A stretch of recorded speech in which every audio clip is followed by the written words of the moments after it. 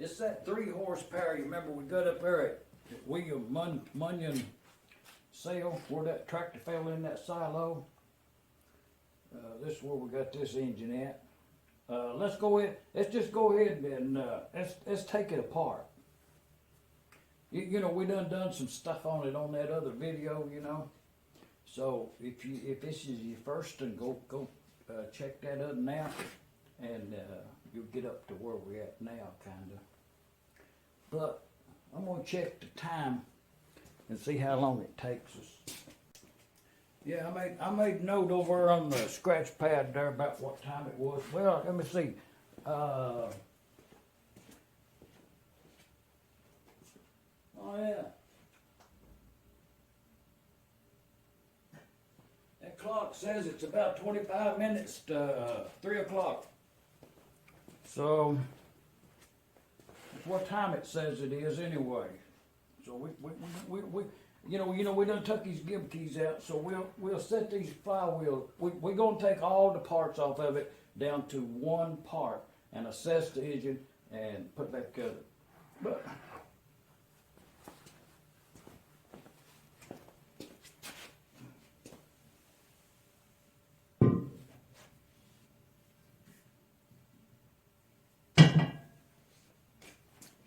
well, I forgot to tell you something.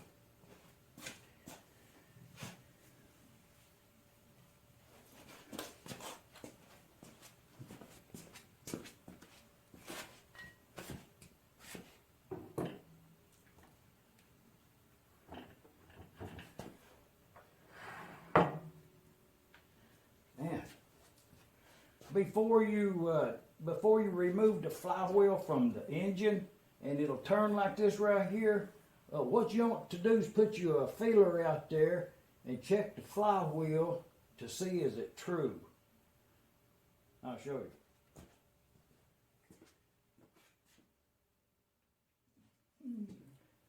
It's just an old piece of channel line, but it needs to be a little longer.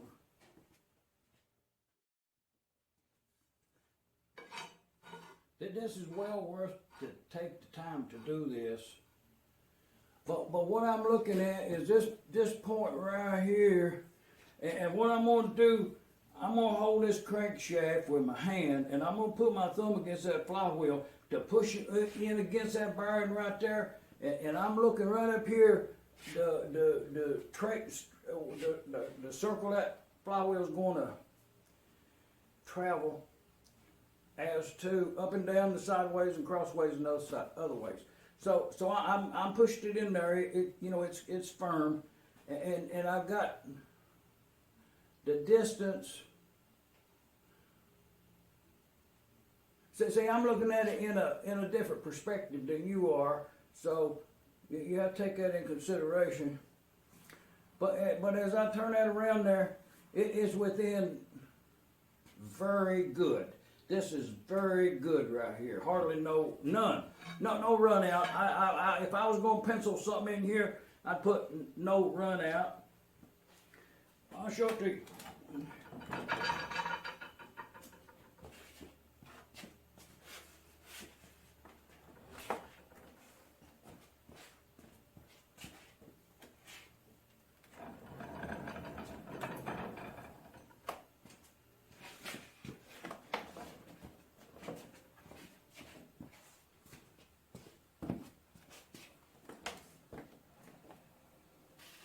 Yeah, okay.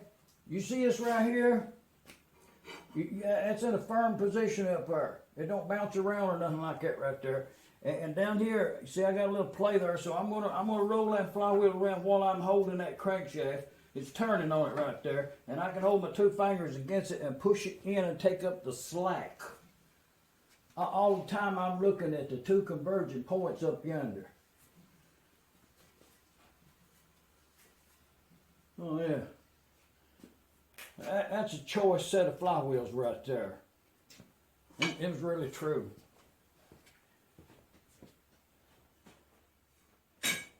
That contributes to the smoothness of the running of the engine. So yeah, the flywheel, we got to get them off there. And you know, even like this one right here is interesting in itself. To the point though that they put that baling wire around there. You know, you question the situation. Do you leave that on there? You know, it's cracked. I'm going to replace it. But you know, that's a repair that you can't you can't replicate that.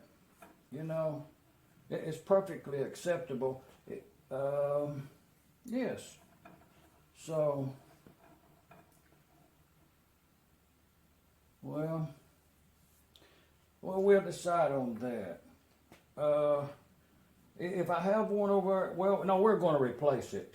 But I'll probably use one out of stock over there. It's got about the same patina on it. But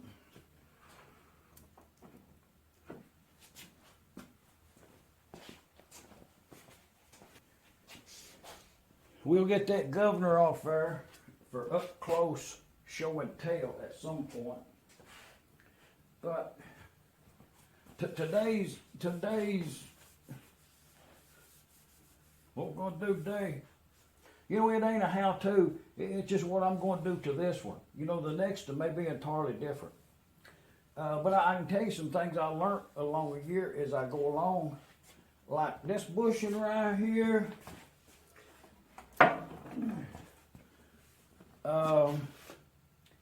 It had a little end play there before I took the flywheels loose, remember that. But it's worn right there. It's got a wire line to match up to the back of that flywheel casting. Well, I probably didn't have the camera running there when I took that flywheels off right there, but it was no deal. And like I say, that's as smooth as can be right there. But to carry right along, to bring us up to date, and answer a couple of questions about gib keys. Somebody asked me about new ones.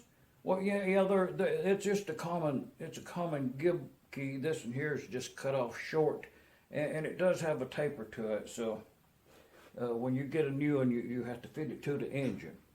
And fitting a gib key to an engine is extremely important. Look at fitting gib keys. England probably did it best. And let's get past this right here. Get this thing out of the way.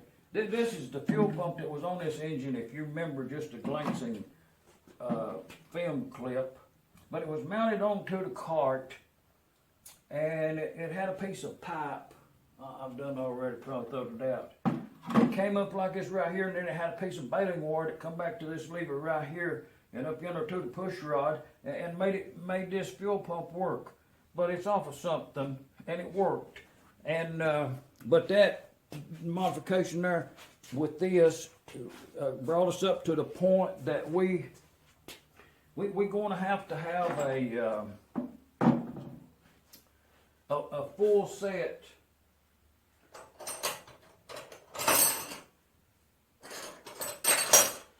totally full set of fuel lines. We will keep account of fittings and cost on that. So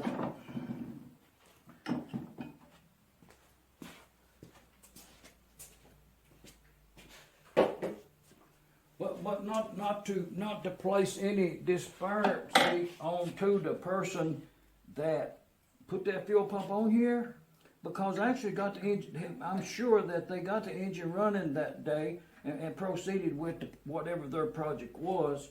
You know, because it was functioning. And the other part of that, which is quite interesting, is this was and that's a question about the whole thing here. It's got a 1/2 inch 13 thread threaded into this outer cover here, and there was a bolt in there, and it was through here, and this was the cam roller mechanism. been welded here, and this is, and it's been welded there, but this is off of the lake type fuel pump. Totally out of character to here, but probably used in conjunction. Something got missing or something happened that they would replace that fuel pump and this thing right here. But that's the condition of this thing. We'll replace it with the appropriate ones. Also make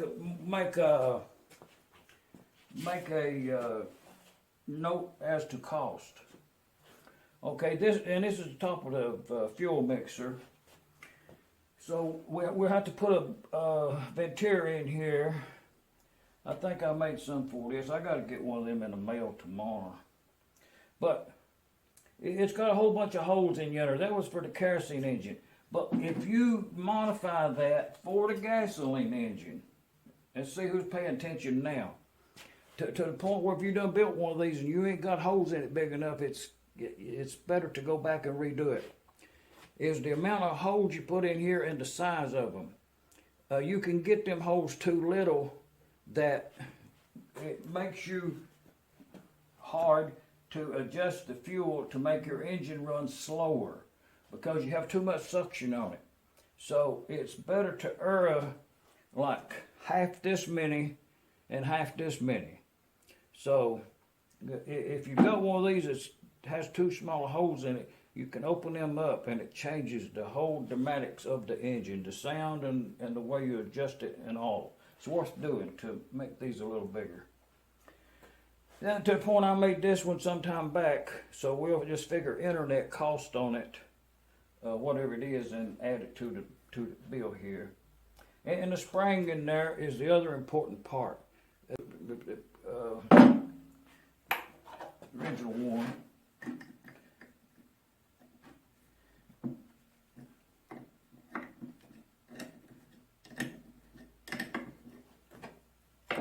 Well, let's open this up later. Let's open up the engine today.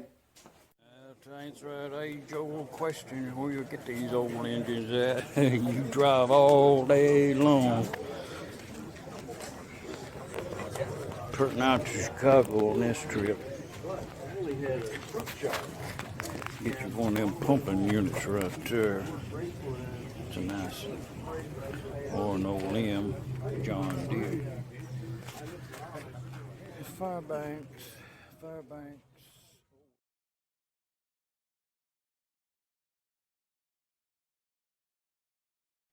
So when we start putting that back together, the choke and the flapper plate and all,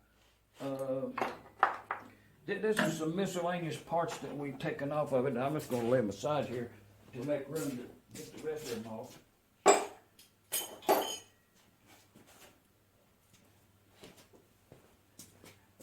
But a quick synopsis as we go.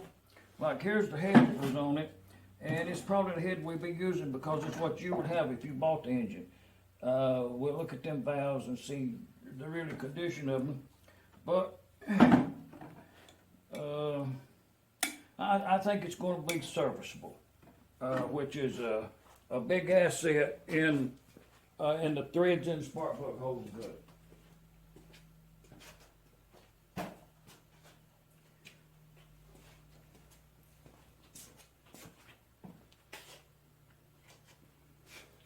The mixer, it's a three adjustment mixer.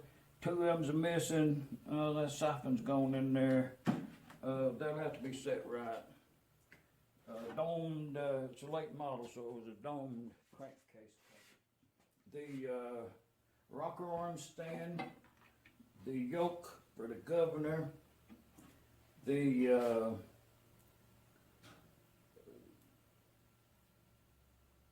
rocker arm and spring is good, so is governor rod.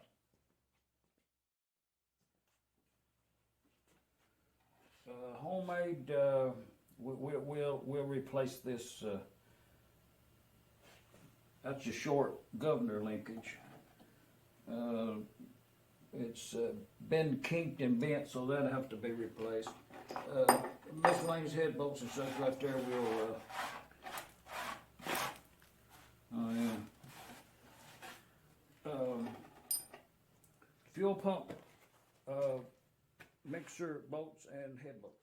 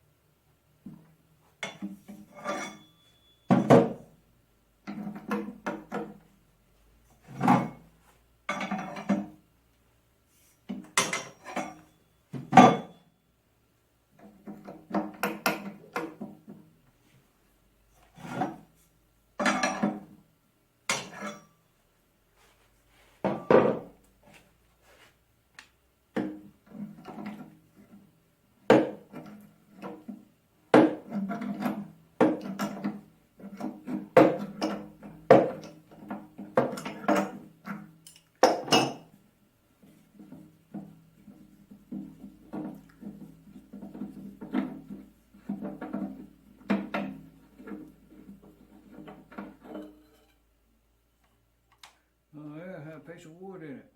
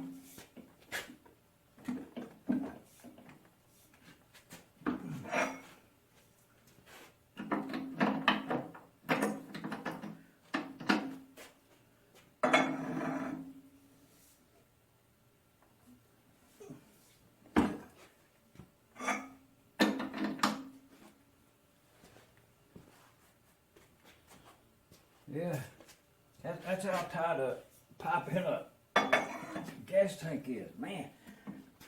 I don't think it needed to be that tight. Gosh.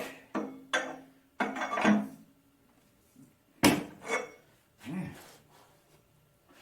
it's trouble.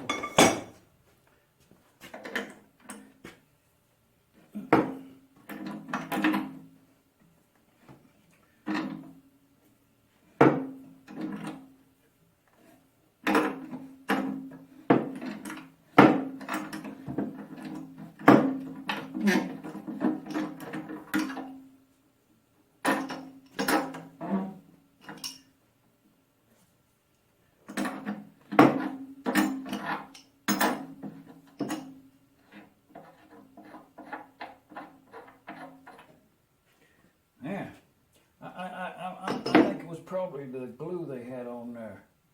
But anyways, well, it's still good. It's a little over. We'll put a new one of them on there. So yeah, that was really tight. Way too much.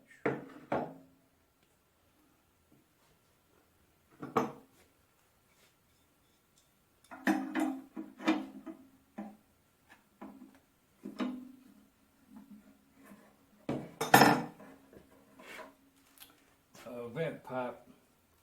Man.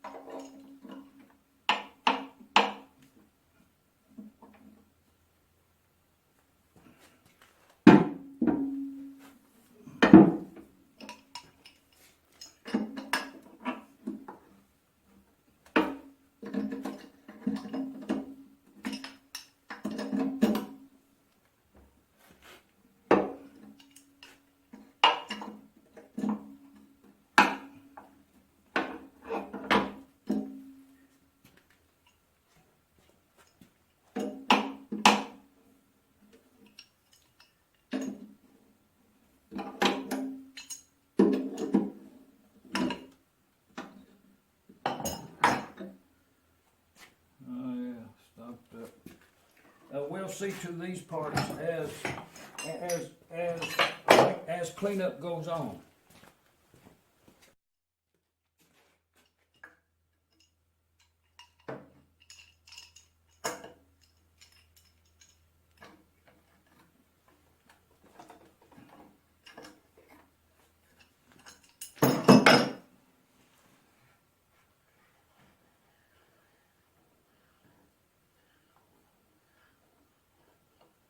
I show you what the difference between patina and rust is right here. This part right here has patina. It don't have no rust on it. You know, that's what you call patina right there.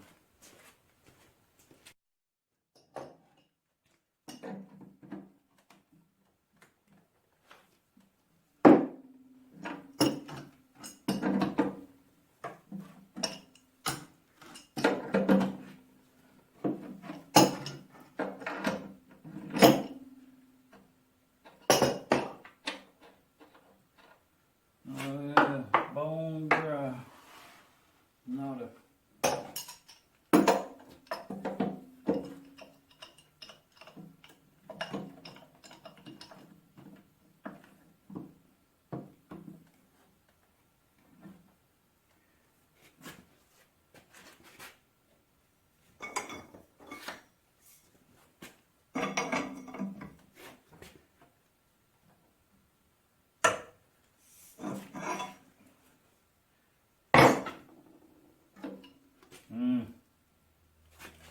Well, see, in this situation right here, we'll have to turn it upside down and saw that pipe off between the tank and the housing here. The tank's got a leak in it. We're going to put a new tank in there. So, and the same story over yonder. We'll have to get that out of there, the gas tank. Well, probably should show you the other end of it first. You know, we took that rod cap loose, you know, last time, you remember? So, but I never did get it out of there. So we need to get that out.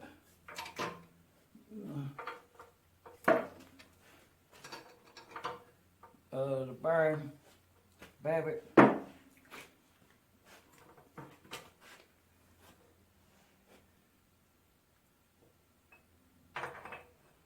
Cap.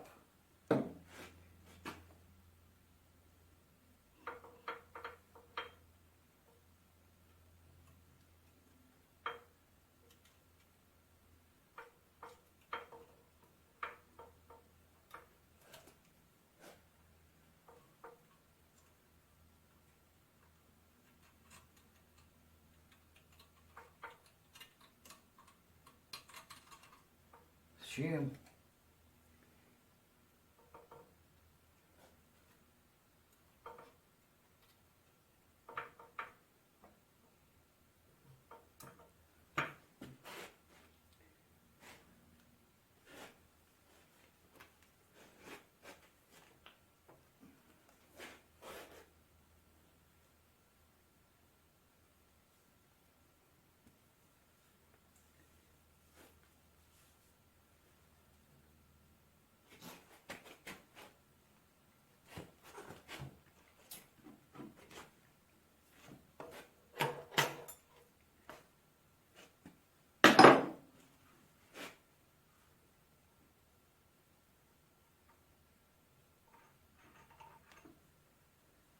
throttle bolt.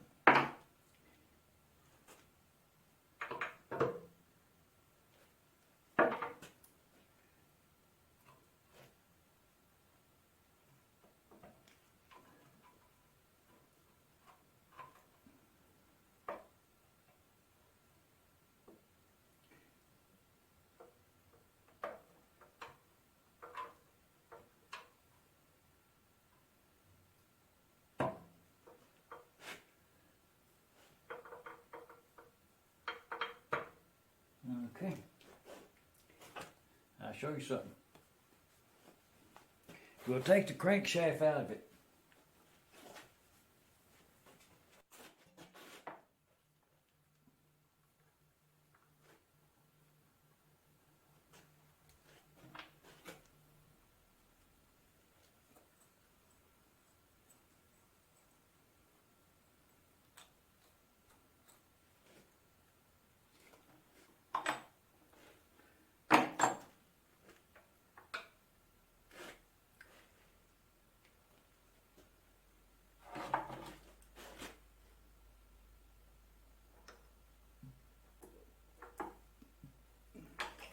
Well, we may address that right there as an assembly.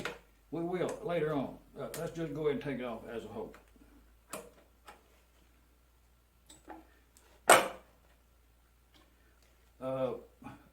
Round washer, the spring, and then one of these eccentric washer things with a little thing in it right there. But at this point, all that'll come off from there as a unit. This is the eccentric part right there that makes it go advance and retard.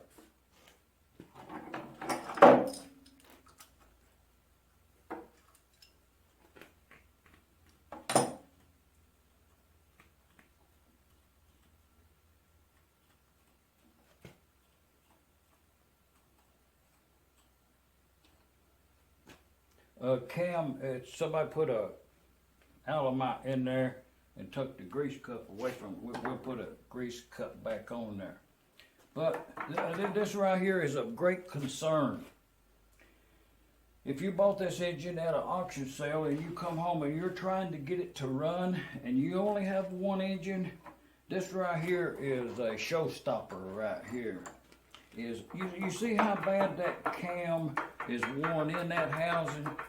This will be a really noisy running engine. It needs a bushing in there. Most likely need the camshaft. Usually the shaft wears, and a bushing is not the complete fix on that. But that's entirely too much. Now fortunately I got a couple out there, parts engines, and I think I'll have one that's much better. The other alternative is not to give it a second thought, is to just snatch the thing off of there, put a bushing in it and a shaft. It's just another operation on the lathe in the mill over there, and you set that right. But in conjunction with that one, this one here, the 7/16 bolt is, I think it's broke off in there. And somebody threaded the outside here to 1/2 13 thread and had that bolt in there, and it was a real sloppy, very loose mechanism. And we'll take this apart and see exactly where it's worn at, that part there. But yes, that's of great concern as to a quiet running engine. Yeah, let's take that off.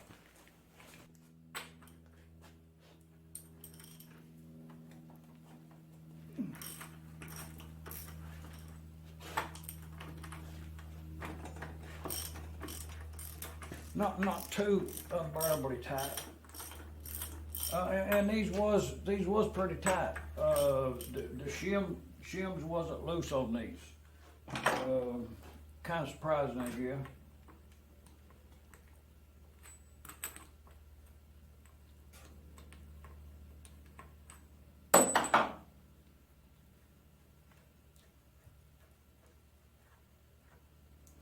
nut in the washer, the big pattern nuts on this one. Square head there as normal.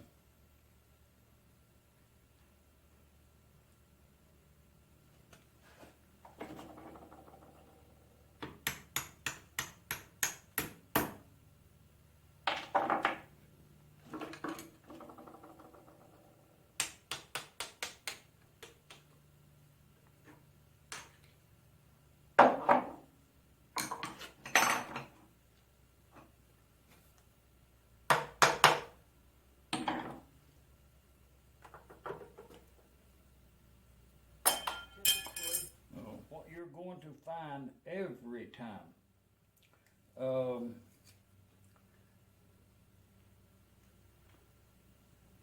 Them's really good. And a lot of shims. A lot of shims on this side too. Oh, that looks really good right there.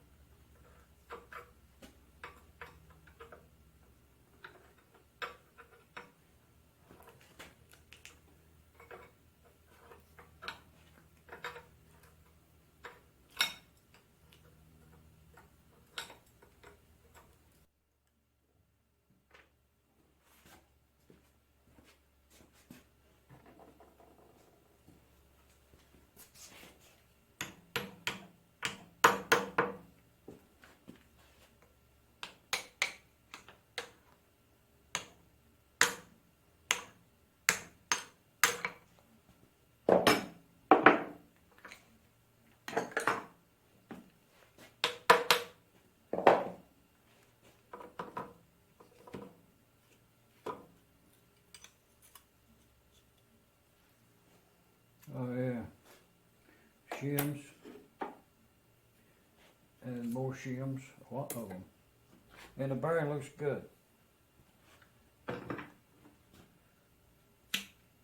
lot of shims, so that this engine has no wear on it at all. Oh,